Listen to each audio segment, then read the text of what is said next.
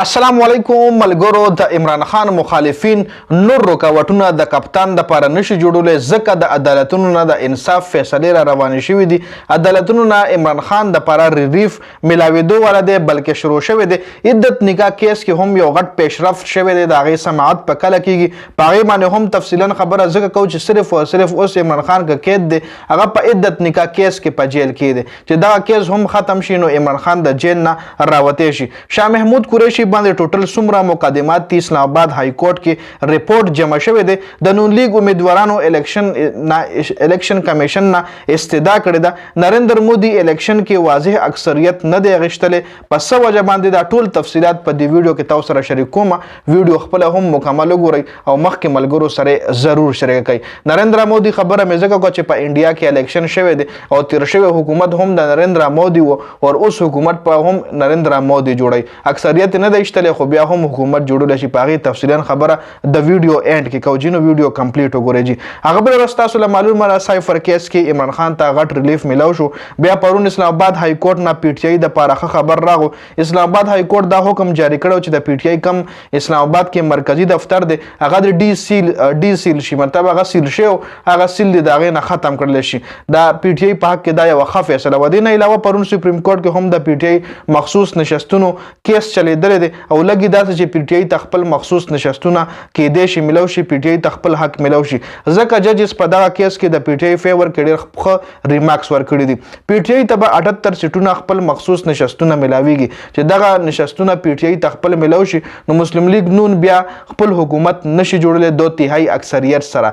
2/3 اکثریت څومره ویلیو لري هغه تیر شوي ویلاګس کې الریډي کمپلیټ مونږه ایکسپلین کړی چې 2/3 اکثریت د چا وي هغه په ملکي آئین کې ترمیم هم کولی شي ملکي آئین جوړولی شي. جي نو چې 2/3 اکثریت نه وي نو هغه بیا ملکي آئین ترمیم یا څه وټ ایور داسې څه نوی قانون نشي جوړولی. جي نو دومره غټ امپورټنس دی. جي ښه جسټس اطهر من الله ویلي دي چې پی ټي آی طرف نه به مسلسل موږ دا شکایت راتلو چې موږ ته لیول پلینګ فیلډ نه میلاویږي د الیکشن دوران ځکه پی ټي آی به چې جلسه کوله پکړ دکړ به او نورو پارټیانو به چې جلسې کولی ته باره به سهولیات ورکړلی کېدل او پی ټي آی ته هېڅ قسم سهولیت نه بلکې د هغوی په جلسو باندې به د حملې کېدې د هغوی په جلسو باندې به ګرفتاریانې کېدې. نو چیف جسټس قاضي فایز عیسی چې کوم دی هغه هم دا خبره وکړه چې دا شکایت زموږ مخې ته نه دی راغلی. چیف جسټس قاضي فایز عیسی وایي چې دا شکایت زموږ مخې ته نه دی راغلی چونکې د پی ټي آی وکیلان بار بتلل عدالتونو کې به دا وینا کوله چې موږ ته لیول پلینګ فیلډ نه میلاویږي. جسټس منیب اختر ویلي چې موږ ته خپله غلطي بار نه دی ریپیټ کول پکار او بیټ نښه اخیستو په وجه دا کومه مسله چې جوړه ده دا صرف او صرف د بیټ نښې اخیستو په وجه جوړه ده. دې نه علاوه جسټس منیب نور هم ضروري خبرې کړي دي.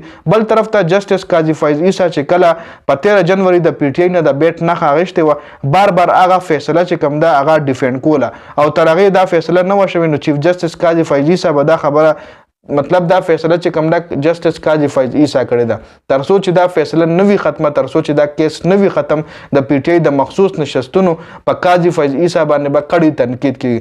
قاضي فایز عیسی چې کوم دی په دې کیس کې به بار راښکلی کېږي. جي او په هغه به مسلسل تنقید به په د قاضي فایز عیسی باندې روان وي. سپریم کورټ دا سماعت چې کوم دی 24 جون پورې ملتوي کړو او قاضي فایز عیسی ویلي 24 جون نه پس په دې کیس باندې دا کم چې د پی ټي آی مخصوص نشستونو کیس دی په دې باندې به ریګولر سماعت کېږي. جي بل عدت نکاح کیس کې هم اهم پیشرفت راغلی دی.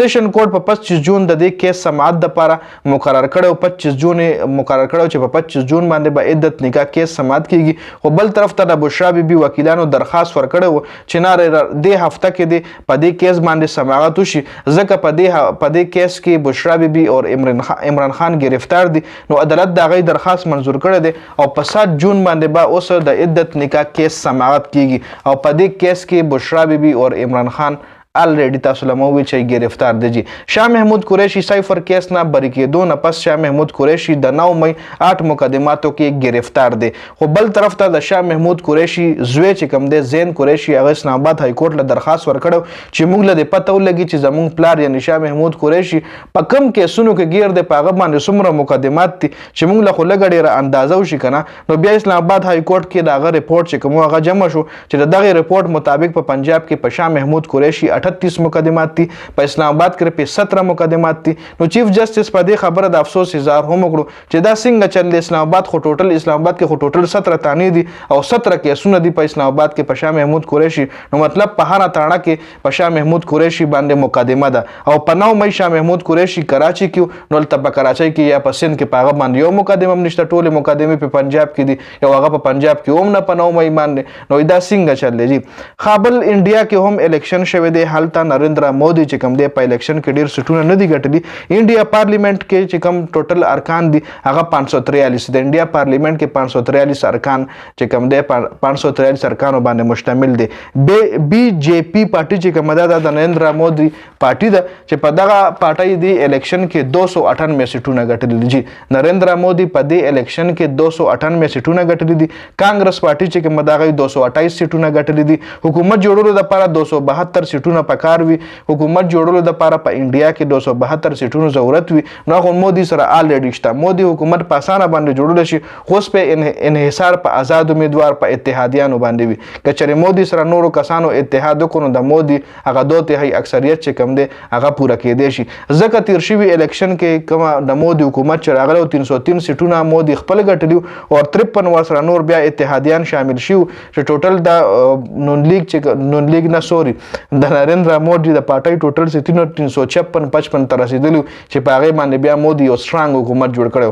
خو دا ځل 298 سټونه مودي خپل ګټلې دي. نو په اتحادیان ځان سره یوځای کوي، آزاد امیدوار یا نور پارټیان به ځان سره یوځای کوي، نو اله به یو سترانګ حکومت جوړیږي. نو په دې ویډیو کې دا اپډیټس وو. د ویډیو کتلو زیاته مننه جی. والسلام.